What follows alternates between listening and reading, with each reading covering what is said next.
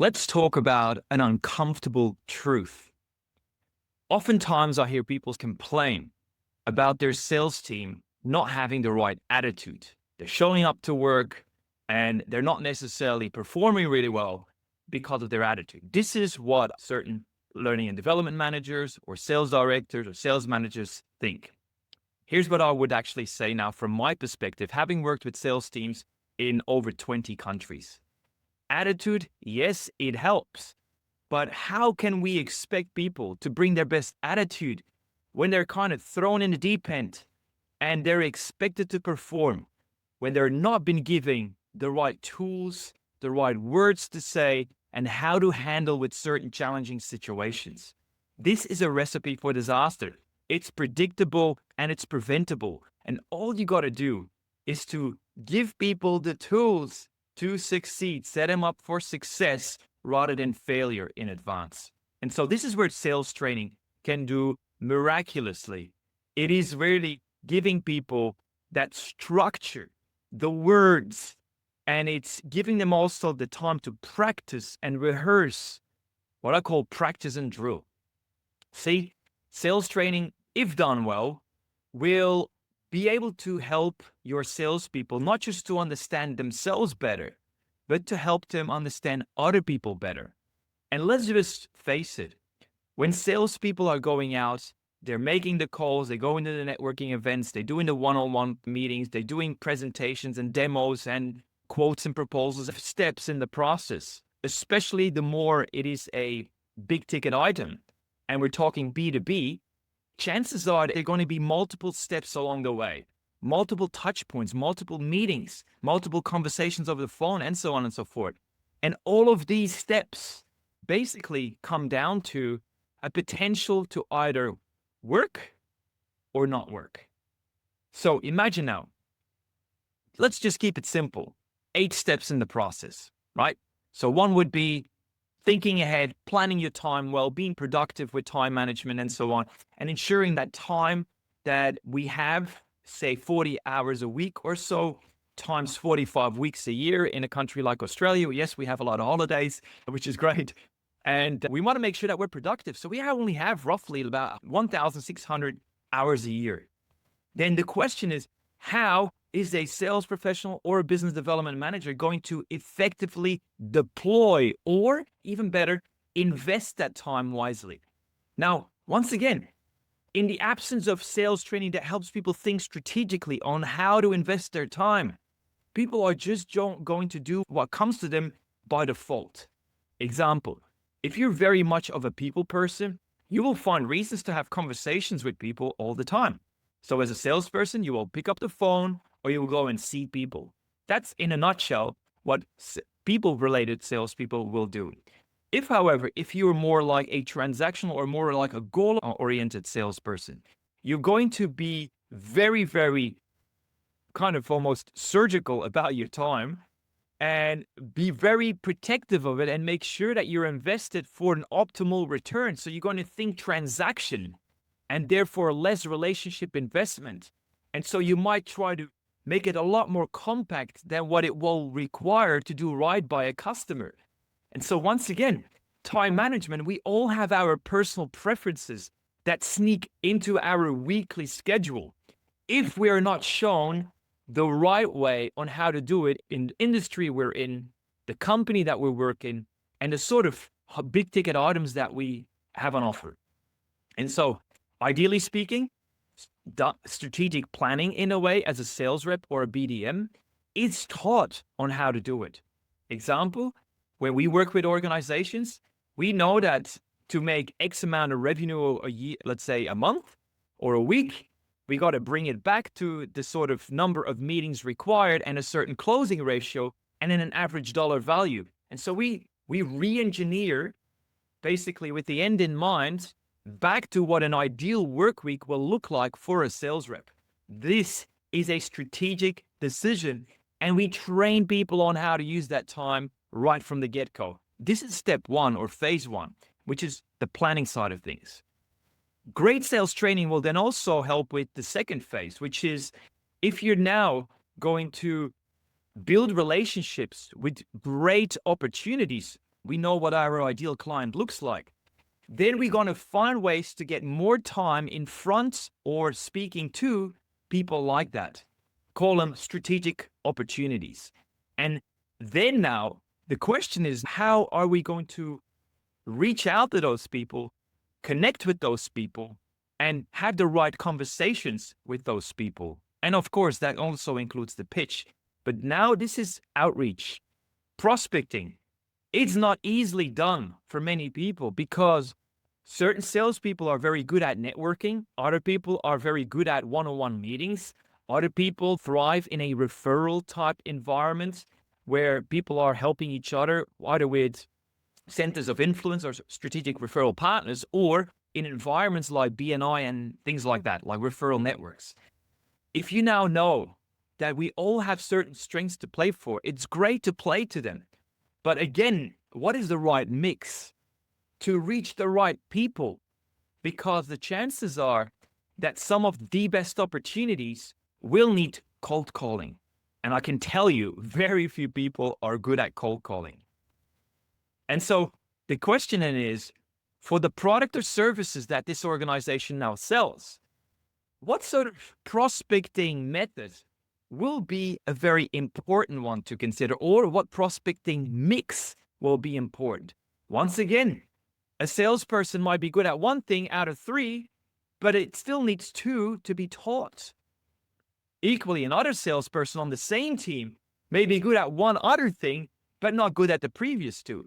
And so again, it's about providing sales training that cuts through, that builds capability, and that gives people not just the competence, but the confidence to reach out in those very prospecting avenues that you know is of high value to your business, right? So this is prospecting phase 2. But phase 2 now is, yes, you're going to go to the networking events. Yes, you're going to potentially use LinkedIn, Sales Navigator, and the likes to reach out to people. Or you just might pick up the phone and make strategic calls to potential high-value targets. And there's a lot of other things you can do in prospecting as well. But let's just say that these are the ones. We haven't been born in the world knowing how to do this really well. And even if we might have had previous sales and experience, it doesn't mean that we have learned over there how to do these things very well.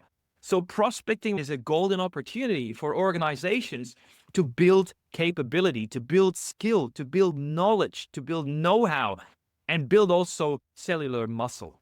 Cellular muscle means is that people have had the chance to practice, rehearse, and drill in a safe environment where they cannot make big mistakes. Because once you go out to multi-million-dollar opportunities, you want to make sure that they're set up for success and that they have a high likelihood of converting the deal and bringing in the dollars to the bank.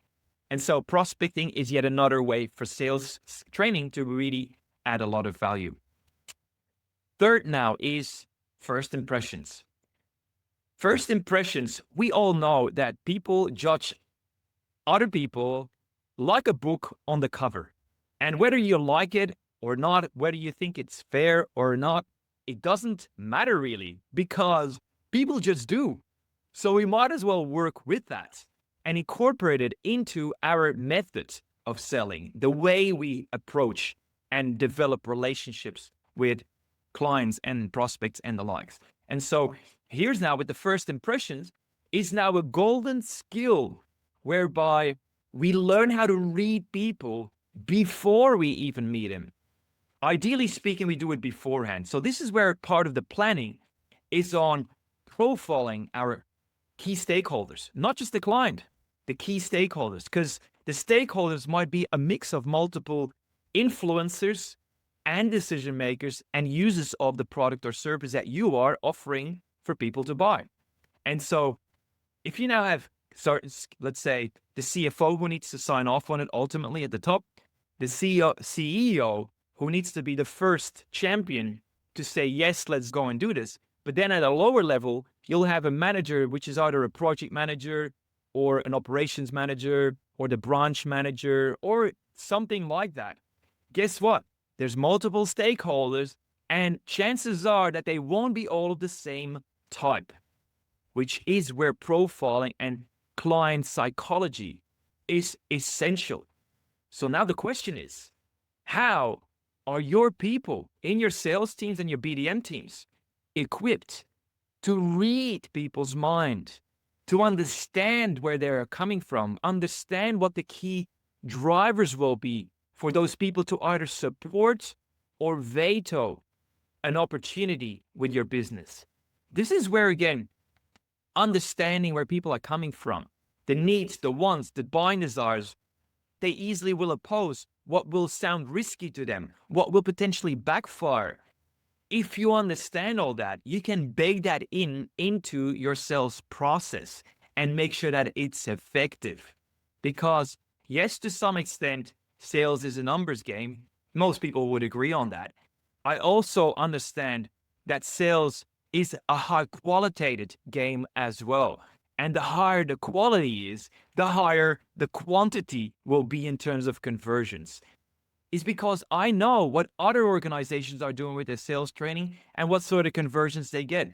I also know what our clients are doing with our training because we teach psychology as a crash course in a practical way that moves the dial on the scoreboard. If you understand how to profile people, assess them, read them, and then treat them accordingly, the way that they want to be treated rather than how I as a salesperson would like to be treated, yeah, then it's obviously a lot easier for those people to feel comfortable, to want to work with us, to support us if they're not the senior decision maker, if they're just one of the ones that will have their opinion, but it's ultimately somebody else who will decide.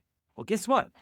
If we have 3-4 different stakeholders, if we read them all and we treat them all in their way, not our own way, then the chances are that stakeholder 1, stakeholder 2, stakeholder 3, and stakeholder 4 will all say, you know what? I like how he or she handled that, how the information that they presented us, and how they dealt with our questions and the challenges that we threw their way. I like it. I'm in favor. Guess what? The more people are in favor of your product or service, the chances are that you will convert. And this is why others might be doing and might be content with 18, 19, 20, 25% strike rate, whilst our clients can get it as high as 95%. Notice now, same amount of time, same amount of effort. One organization needs 4 clients or opportunities to get the same outcome as one of our clients might get with 1. We can do 3 to 4 times more output, more productivity, more sales, more revenue, more margin, more profit with the same amount of time. Now that is working wisely, not just working harder. This was now the first impressions idea. So whether people, want to reach out over the phone or about to meet up in a boardroom to do a demo, or whether they will have a one-on-one coffee meeting, I always say, plan for success. Do your due diligence. Work out who these people are rather than going in straight with a pitch. Because if you go straight in with a pitch, you're a salesperson and that's how you've been seen.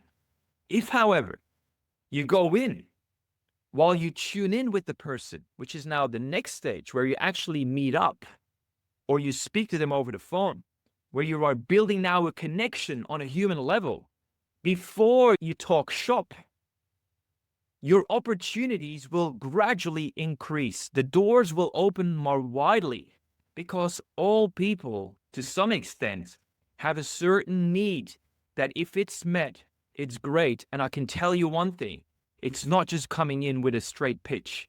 That pitch isn't necessarily going to meet their needs. So I think it's wisely to come prepared into a meeting and seek for a way to connect, but prepare for how you connect. Because too often I see people that are just relying or what I call winging it in the moment. They rock up and they just try to figure something out while they're there. But guess what? While they're there, it's prime time. It has cost the business, marketing, the call center, and so on and so forth. It's cost the business a lot of time and money to generate an opportunity to have a chat to a potential client. And so if a salesperson or a BDM then just shows up unprepared, trying to build rapport and goodwill while winging it, it's too late for many. Some people, as in terms of clients, have an attention span that is like this. And if you finally caught an audience with them, please don't waste their time. Make sure that you instantly connect because you've done your due diligence right from the get-go. And due diligence, I see too often organizations that do product knowledge training with their sales reps and give a little bit of an idea what the sales process looks like. But then once that's done, go and do it. And then there's no further sales training for a very long time, apart from maybe once when they do have a sales conference or something. Or maybe they finally thought of, oh, let's just do a quick one-day training session or something like that. Guess what? It doesn't cut it. Sales training, the best organizations, they do sales training all the time. They do short snippets every week, almost like a quick 20-minute, 30-minute Zoom call, something like that. And then they would have regularly in-person events as well, whether it's for half-day drills or boot camps, and then also your monthly, longer sales meetings, your quarterly ones, and then of course also your sales conference, which should at least be annual, if not biannually. Or sorry, half annually. That's a better way to look at it. But notice now, sales training is something that becomes part of the daily operating system. And I believe that, and I've seen time and time again, that the best organizations have an operating system for sales training. They have weekly, monthly, quarterly, half yearly, and full yearly scheduled events in advance with specific content and exercises that are being drilled. So there's training and there's coaching. There's practice, rehearse, and drill. It's part of the process. It's part of the success recipe. And so again, if we're continuing on with our idea of the phases that we want to take our clients to, and let's just say that there's 8, after we've had planning, we've had prospecting, and we had the first impressions, now it's time for us to actually go in and qualify. Qualify means that we're not going to straight go in with a pitch for someone whose needs we don't even know yet. So we got to be very well trained to know what questions will move the dial. Qualifying done well meets 3 objectives. It builds deeper connection, humanly speaking, with our prospect. 2, we understand what is important to him or her as we ask the questions. And 3, it also allows us to demonstrate skills like paraphrasing and kind of recapping and get the right information on paper or on our iPads to then later on reproduce in our proposal, quote, or offer. This is where qualifying is a golden opportunity for most organizations, because most people are not taught how to ask better probing questions that extract a lot more information that is of high value, but also creates an experience in the head and in the heart of the prospect that says, he or she just asked me really interesting questions. I really like that. And they make me realize a few things about our organization, our products, our services, our people that I didn't see until now. Notice now, this is creating buying desire. When a prospect, a potential client, starts to experience something that is of wow, and realize in their head that this is interesting. I'm getting some really interesting thoughts as I'm answering these questions that this sales rep or this BDM is asking me. When this starts to happen, buying desire is building gradually, which means higher desire to spend more money without even knowing yet what the investment will look like later on. So qualifying, phase 4, golden opportunity for sales training. Then 5 is once we've done our due diligence in terms of profiling clients before we reached out, ideally, and we've assessed their needs and wants and their particular situation during the qualifying meeting, now it's time for us to show and prove value for them.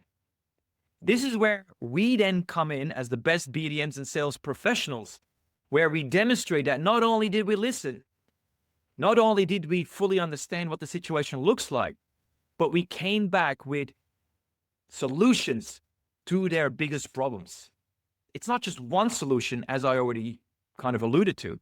It's multiple. Because if we give people an opportunity to meet different budgets and different price points and show how we can add value in either one of them, the chances are that we're going to meet also a deep psychological rooted need of people, which is to have multiple quotes and we can provide it to them all from the same place, right? Multiple quotes allows people to make a decision and compare apples to apples. What do I get for budget X? What do I get for budget Y? And why would it make sense for me to go for something more premium above that is at a higher price point? Now at least I have something to compare with, because this might be my very first time that I'm making a decision on this sort of proposal, right? So give your clients the right tools to succeed. And again, the quoting process should show value. It should prove that you understand their situation better than anyone else out there, and that you also come with solutions that really would move the dial for them, but also meet different price points. Next then, this was number 5. Now we go to 6. 6 is where we are obviously trying our hardest when it's right to make a decision on the short term, and then provided the right things are in place. And this is what our sales training teaches also, to assess whether we can make an offer there and then and try to close it, or whether we strategically hold off and do something different. Again, these are all playbooks because they're based on best practice. And then the question is, do your salespeople have these playbooks? Do they know what to do, who with, and when, what not to do? Because there's certain things that will work for one prospect and other things that predictably will backfire. And again, if you've never been taught how to think like that and been given the tools to deploy at the right time, we keep winging it. We just keep doing, we play it by ear. We're doing it based on what we did in the past, not knowing necessarily what worked, but it's going to be basically hit and miss. Maybe today it will work, tomorrow it won't, and I don't know. This is how most salespeople and BDMs operate in the absence of good sales training that sets them up for success. Next one then is the influencing bit. Influencing in a part of a sales process means there is a time when we walk out of the door and we've left people with an offer and a proposal, and now we basically have no further influence unless we practice influence in an ethical, professional way afterwards. This is influencing. So it is how we stay in touch with our prospects in a way that is friendly to them, not pushy. Because we all know people that we felt pushed by as a customer or a potential prospect. And so our sales team will also come across in certain ways if they fail to read people and treat them the way that they want to be treated in the follow-up. And let's be honest, follow-up is another golden opportunity because most organizations sit on dozens, if not hundreds, of quotes, proposals, tenders, and the like that haven't gone anywhere. Now, the question is, why would you invest all of your time, spend so much money on generating the inquiries, the interest, the goodwill, the branding, and so on, for proposals and offers just to gather dust in a CRM system or elsewhere? That is not a great idea, is it? So follow-up, we know that a lot of business is either won or lost in follow-up, but most salespeople feel that follow-up is pushing people and pressuring them. So they feel already uncomfortable about it, the process in the first place, which Is it then strange that many of them will shy away from following up, or they'll just have one attempt at it and then just forget about it altogether? Guess what? This is where follow up and follow through make a key distinction. Follow up is like you might do it once or twice, but you're not really getting people to the finish line. Follow through then is where people have been given the tools, the know-how, the words, the confidence, the capability to follow up multiple times over, all the way to getting people reach the finish line. And the finish line means that they are finally have made up their mind, hopefully in favor of your product or service, but sometimes they won't. And sometimes you will even say, as a good BDM, a trusted advisor, that your business might not be the best to serve their needs based on the qualifying you've done, the research you've done, and the proposal you put together, and knowing what else is on the market. Like, occasionally you will also have that conversation. Obviously, you don't want to have that too often, but there will be 2% of the time where there is potentially an opportunity like that. And I personally would then say, go in and tell people exactly that. Because that investment of maybe 2% of opportunities where you actually openly admit that you're not the right position will just solidify what a trusted advisor your business is compared to all of the other vendors and sellers. I personally always like to position my own business and my clients' businesses as the go-to, the trusted advisor, the expert in their field, who is an expert, not a seller. Notice now, this little subtle wordplay is not just me using the words myself or our clients using these words. It is how the clients talk about us. Because if we are seen by them as trusted advisors, we have earned their trust. We have solidified our position as an expert. And whatever we recommend will very easily be adopted, regardless of the budget. This is something that we earn. And once again, good sales training builds the capability of the team so that they can earn their stripes in each step of the process. And so this is the influencing bit. How do we now follow up and follow through in a way that suits the buyer and helps them to make up their mind, make informed decisions where they actually feel comfortable? And yes, we as a sales rep or BDM, or trusted advisor, we also feel comfortable because we've done the right thing by our customers and we know how to do it. Last but not least then, or actually there's one more then, is then obviously closing. Like, how do we now deal with all the reasons under the sun why people will either delay or defer their decision making? The reasons, what we say to things like, well, no, we don't have the budget right now, or we haven't really made up our mind yet, or we got to think about it a little bit more, or we might need to talk to a few other people and get a few more quotes to do our due diligence, or we've got to assess our finances right now. All of these things, which might be very valid, we got to be ready for. We got to have answers to. We got to have subtle, elegant ways to deal with it in a way that builds momentum rather than where people feel pushed and rushed. And again, that balance is not easily created with sales teams because, once again, unless you've been taught how to do it, oftentimes you just fall back on whatever you have in your toolbox. And that toolbox might be quite empty. There might be just a hammer in it or a screwdriver. That's not how you're going to fix something or build a beautiful house, really. So we need to set up our sales teams with proper sales training and, of course, then coaching as part of that, because you've got to practice, rehearse, and drill.